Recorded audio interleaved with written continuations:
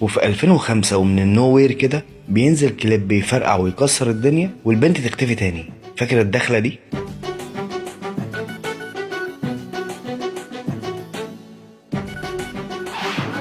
ماشي يا سيدي، دي رنيم حبيب قلبي. تعرف تعد؟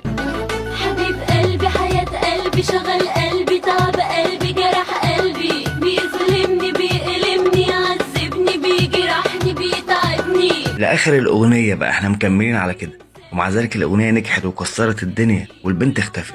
لو حد يعرف السبب يقول لي في الكومنتات. تاني غلبني قلبي حياة قلبي شغل قلبي تعب قلبي جرح قلبي. بص انا هقول لك اسم المطربة اللي بتغني، شيرين وجدي. هي بقى هتقول لك اسم الأغنية.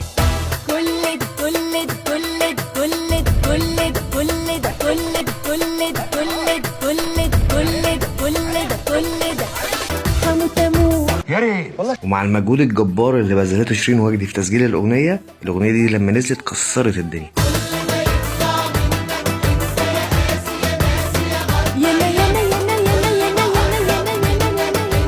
واخر حاجه هوريك نجم من نجوم الصف الاول دلوقتي كان ساعتها طالع موديل في الاغنيه دي.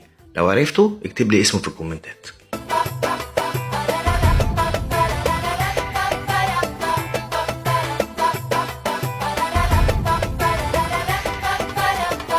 وفي 2004 تظهر لنا النسخه الضرب من محمد منير. عارف لما تجيب كده كوتش ابيضوس؟ ده اللي حصل لنا مع الاستاذ شندو الشهري بعبد الهادي.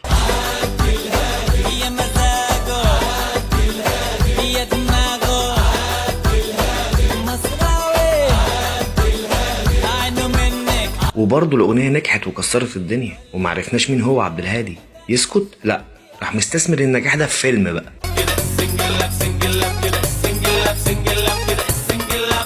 أنا كنت عجوز ورجعت شباب.